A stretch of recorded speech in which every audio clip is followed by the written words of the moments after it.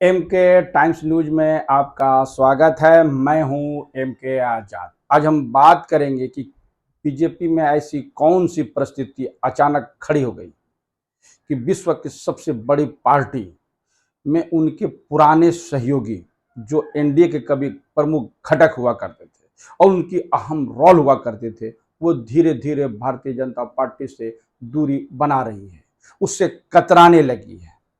तो क्या उन लोगों को इस चीज का एहसास हो गया है कि वर्तमान की मौजूदा सरकार में बैठे लोग एनडीए में जो रोल निभानी चाहिए सहयोगी दलों के लिए वो नहीं निभा पा रही है? तो कौन सी परिस्थिति देश में अचानक खड़ी हो गई कि सारा कुछ बदलता हुआ नजर आ रहा है? और विगत 9 साल से ज्यादा समय में जब मौजूदा सरकार ठसक के साथ और हनक के साथ एक तरह से राजनीति का प्रयास किया हो, तो इसके क्या कहने हैं? और सब कुछ तो ये जो मौजूदा सरकार ने वो करिश्मा तो कर ही के दिखा ही दिया कि राजनीति में इच्छा शक्ति से सब कुछ किया जा सकता है।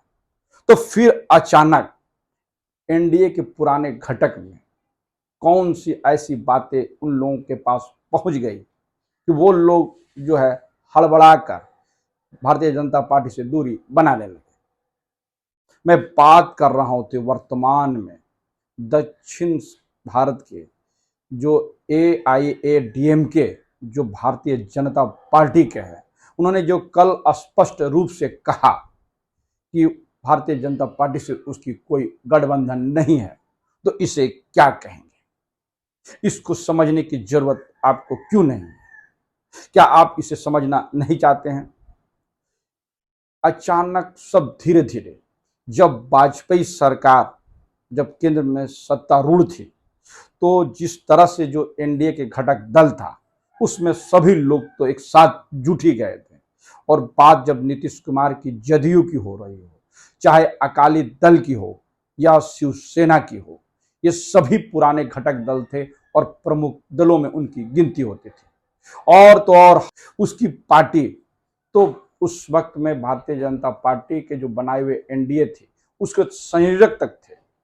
तो फिर अचानक सभी पुरानी पार्टी, और बात किया जाए तो कश्मीर के फारूक अब्दुल्ला भी, और बात किया जाए तो ममता बनर्जी भी, ये तमाम लोग तो भारतीय जनता पार्टी के कभी न कभी घटक जरूर रहे हैं और प्रमुख भूमिका जरूर निभाए। जिस वक्त में भारतीय जनता पार्टी से लोग जुटने के लिए तैयार नहीं थे, उनके अलायंस में आने के लिए तैयार नहीं बैठे थे, उस वक्त में वाजपेयी जी की दूरदर्शी अंदाज था और वो करिश्मा था कि सभी को एकजुट तो जरूर कर लिया। और सत्ता 13 दिन की हो, 13 महीना की हो या फिर 5 साल चलाने की हो, सब में सहयोग लेकर जरूर चलाते नजर आए। तो फिर ऐसी कौन सी परिस्थिति वर्तमान की मौजूदा सरकार नरेंद्र मोदी और अमित शाह की जोड़ी का है, जिसको लेकर आज AIADMK ने भी साथ छोड़ दिया और नीतीश कुमार भी आज उनके प्रबल विरोधी हो गए हैं और सब कुछ इंडिया गठबंधन में होता हुआ दिख रहा है। चाहे शिवसेना की बात किया जाए तो विचारों से आज भी शिवसेना और भारतीय जनता पार्टी में तालमेल होता हुआ दिखता है। लेकिन क्या ऐसी परिस्थिति थी कि शिवसेना को भी अपने साथ में भारतीय जनता पार्टी के मौजूदा सरकार साथ नहीं रख पाई? यह भी बड़ी अजीब संयोग है। अब इसे सहयोग कहिएगा या प्रयोग कहिएगा। और अकाली दल की बात कीजिए तो बहुत दिनों तक अकाली दल ने भी भारतीय जनता पार्टी के साथ में बड़ी लंबी राजनीति की, बड़ी लंबी दूरी की सफर तय की, उन्होंने भी तो साथ छोड़ दिया। और ममता बनर्जी के कहना क्या है? अब ममता बनर्जी तो भारतीय जनता पार्टी से इस तरह रिश्ते रख रही है मानो दोनों से 36 के कभी पुरानी आंकड़े हो, एक पुरानी दुश्मनी साहब। तो ऐसी कौन सी परिस्थिति खड़ा हो गई कि महबूबा मुफ्ती के साथ भी सत्ता चलाने के लिए भारतीय जनता पार्टी नहीं हिचकी? क्या उसे यह नहीं मालूम था कि बुरहान वानी का वो बड़े समर्थक हुआ करते थे और बंद किया गया जब फारूक अब्दुल्ला और जब मुफ्ती महबूबा को जब नजरबंद किया गया तो जो आरोप लगे वो बड़ा दिलचस्प है। तो 17 महीना से ज्यादा सरकार जब चलाई तो क्या इसका इल्म भारतीय जनता पार्टी को नहीं था कि अचानक सब कुछ बदलता हुआ नजर आ रहा है। राजनीतिक गलियारों में इस वक्त में भी चर्चा गर्म थी और आज भी गर्म है। तो क्या इस बात का भी कयास लगाए जा रहे हैं कि इंडिया गठबंधन के बनने के बाद लगातार उसके साथ उनके सहयोगियों में यह विश्वास जग गया कि मौजूदा सरकार 2024 में पुराना रिपीट नहीं करने वाली है?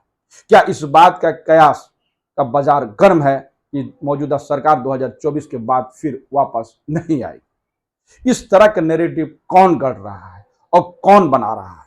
क्या यूं ही बन गया कि सिर्फ कयासों का एक बाजार है? इसको भी समझते हैं।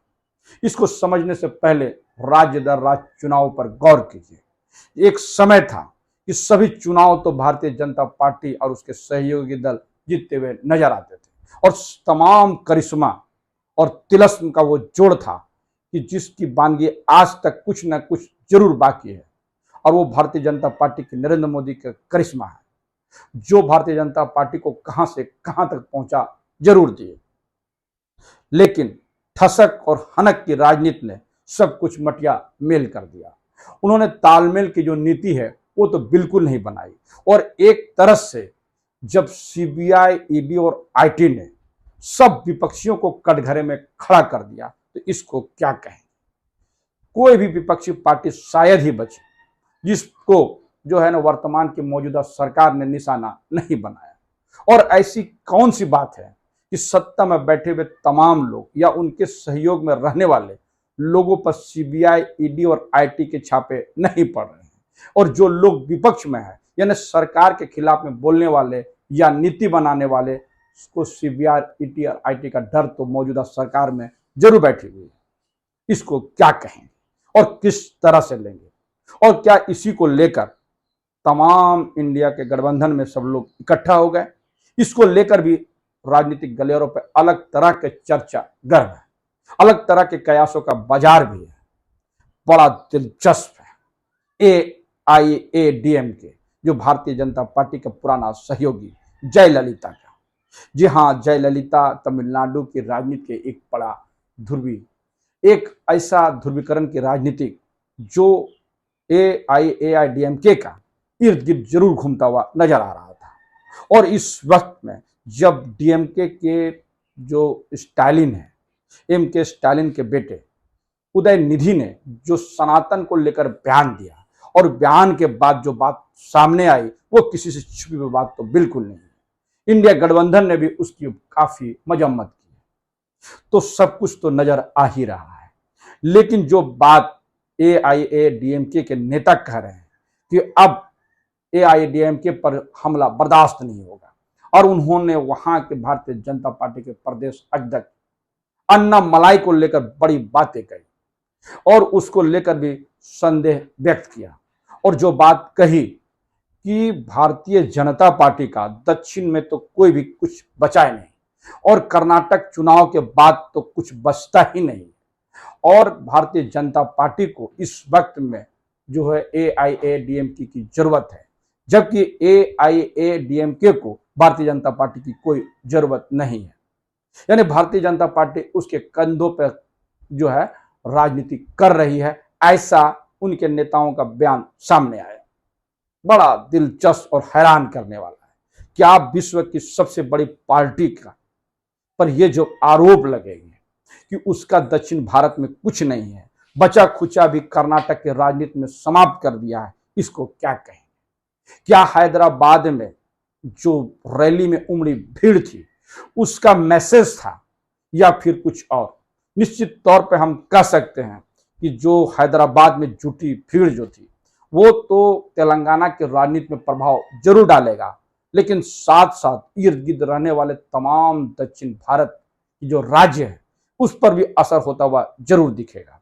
क्योंकि तमिलनाडु में इस वक्त में जो सरकारें मौजूद है डीएमके के, वो डीएमके तो इंडिया गठबंधन में बड़ी मुस्तैदी के साथ जुटा हुआ है, और जब सनातन को लेकर उनके बेटा ने टिप्पणी की तो इसका खंडन तो वहां के मुख्यमंत्री एमके स्टालिन ने जरूर की, और जब बात समझाया गया तो बात समझ में आ भी गई। बड़ा दिलचस्प नज़ारे देखते जाइए, जहां एक तरफ भारतीय जनता पार्टी दम भरते जा रही है, और जिस वक्त में देश में संबोधन चल रहा था नए संसद का और संसद के संबोधन का, ठीक उसी वक्त एआईएडीएम के भारतीय जनता पार्टी को तलाक तलाक तलाक कर रही। बड़ा दिलचस्प नज़ारे नजर आते हैं और इसको समझने की जरूरत जरूर है। आप समझते चले जाइए, एक एक चीज को गिनते चले जाइएगा तो यह कहा जाएगा कि दक्षिण भारत में भारतीय जनता पार्टी को नो एंट्री लग गई है। क्या एक सांसद जीतने की स्थिति में इस वक्त में भारतीय जनता पार्टी नहीं है? क्या उनका खाता नहीं खुलेगा? निश्चित तौर पर अगर देखा जाए तो कर्नाटक चुनाव के बाद भारतीय जनता पार्टी के अंदर खाने में उथल पुथल तो जरूर थी। तभी तो उनके जो मंत्री हैं किरण रिजिजू का सबसे पहले मंत्रालय बदला गया, क्योंकि लगातार कोर्ट भी सरकार पर जो टिप्पणी कर रही है उससे भी सरकार असहज तो जरूर है। और एक तरफ से लगातार राज्य दर राज्य चुनाव हारने का रिकॉर्ड भी भारतीय जनता पार्टी को अंदर खाने में बड़ा परेशान करते हुए दिख रही है। और जब बात अंदर खाने की लड़ाई की हो तो जिस तरह से राजनाथ सिंह अंदर से जो मौजूदा सरकार को घेरने का काम कर रही है, तो सबसे बड़ी भूमिका तो जो है गडकरी साहब निभाते नजर आते हैं। और जब ये कहते हुए नजर आते हैं कि घोड़ों को नहीं मिल रहा है घास और गधे खा रहे हैं चमनप्राश, तो इससे क्या कहेंगे और किस तरह से समझने की कोशिश करेंगे? उनका इशारा किस ओर था, यह भी राजनीतिक गलियारों पर अलग से चर्चा बना हुआ है। इस बात का भी कयास लगाया गया कि वो मौजूदा सरकार पर ये तंज कसते हुए नजर आए।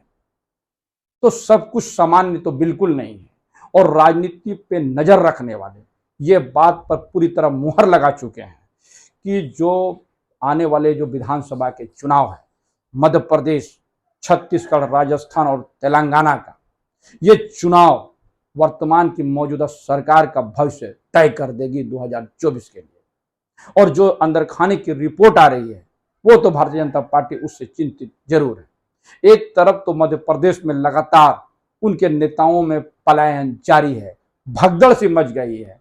ऐसी परिस्थिति भारतीय जनता पार्टी में विगत 9 साल में तो बिल्कुल नजर नहीं आया, जबकि दूसरे दल के लोग भागकर किसी न किसी रूप में भारतीय जनता पार्टी में शामिल होते हुए नजर आते थे। लेकिन ऐसी परिस्थिति जरूर खड़ा हो गई कि भारतीय जनता पार्टी से लोग अब बड़े बड़े काफिलों का साथ में कांग्रेस का दामन थामने में गुरेज करते हुए नजर नहीं आते हैं। तो यह बात कहा जा सकता है कि मौजूदा सरकार ने गठबंधन धर्म का जो पालन तो बिल्कुल नहीं किया और जो लोग इस वक्त में गठबंधन में है उसकी कोई बहुत बड़ी अहमियत तो बिल्कुल नहीं है। इस बात की जानकारी मौजूदा सरकार को जरूर है और अमित शाह जी जो चाणक्य नीति के माहिर बताए जाते हैं उनको तो जरूर है। और तमाम प्रयासों के बाद भी जब पश्चिम बंगाल का चुनाव, चाहे बिहार का चुनाव हो या झारखंड का चुनाव, चाहे राजस्थान के चुनाव हो या फिर राजस्थान के, छत्तीसगढ़ और तमाम चुनावों पे तमाम प्रयासों के बावजूद भी जो भारतीय जनता पार्टी की रणनीति पूरी तरह फेल हो गई और जनता ने पूरी तरह से इग्नोर कर जरूर दिया है। यदि करती नहीं तो रिजल्ट कुछ और होती। और इस बात का भी आश्वासन भारतीय जनता पार्टी देते हुए नजर आई है कि राज्यों का चुनाव और देश के चुनाव में अंतर होता है। बेशक, तो सवाल है कि जब विधायक नहीं बना पाए, सांसद कौन बना देगा? और क्या विधानसभा में जो विधायक और सत्ता नहीं रहेगा तो क्या संसद बनाना आसान रहता है? यह भी राजनीतिक गलियारों पर नजर रखने वाले आसानी से समझते जरूर है और जनता भी इसको आसानी से समझती जरूर है। तभी तो कल झारखंड को लेकर जब दिल्ली में भारतीय जनता पार्टी जो विश्व की सबसे बड़ी पार्टी कहलाती है, अपने आप को कहती है, वो जब झारखंड में 26 मिनट तक प्रेस कॉन्फ्रेंस कहे तो इसे क्या कहें? जबकि झारखंड मुक्ति मोर्चा एक छोटी रीजनल पार्टी है, तो क्या जो 12 सांसद जो झारखंड में जीते हैं उस पर ग्रहण नजर आता हुआ नजर आ रहा है? क्या भारतीय जनता पार्टी को झारखंड में जो 12 सांसद बने हैं उसको जीतने पर संशय बन गया है? क्या इस परिस्थिति में इंडिया गठबंधन में झारखंड मुक्ति मोर्चा आ गया है कि इतने दिनों के बाद एक छोटी रीजनल पार्टी पर जब प्रेस कॉन्फ्रेंस हो और वो भी 26 मिनट को, इसे क्या कहेंगे? और जिस तरह से झारखंड मुक्ति मोर्चा के जो मुखिया इस वक्त में है, अब मैं बात कर रहा था हेमंत सोरेन का, तो वो जिस तरह से ईडी को चैलेंज करते हुए नजर आए, क्या उसी की बानकी थी, उसी की खींच थी कि भारतीय जनता पार्टी को दिल्ली में प्रेस कॉन्फ्रेंस की आवश्यकता आन पड़ी? ये तमाम चीजें स्पष्ट बताती है कि भारतीय जनता पार्टी में इस वक्त सब कुछ सामान्य बिल्कुल नहीं है। और तो और जो लोग घटक दल था उसको संयोज कर रखने में वर्तमान की मौजूदा सरकार जरूर फेल होते हुए नजर आई।